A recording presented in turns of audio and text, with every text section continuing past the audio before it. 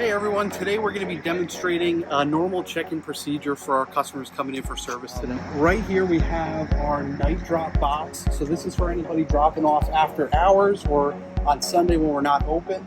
What you're going to do is just come right over to the box. We're going to take an envelope here, fill out the information in the envelope, put your keys right inside this envelope, and then you're going to put it right down the chute here. We'll get it in the morning, we'll give you a shout in the morning and go over all the details together in the morning for that.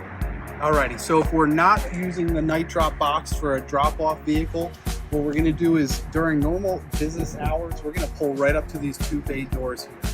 As you can see, this one has a green arrow, so there's nobody inside. You can pull right up to this door, give it about 2 feet, and the door will open automatically. You can pull right into the door, and then we're going to come greet you. So as soon as you pull into the big bay door here, we're going to stop right in the middle of the service department.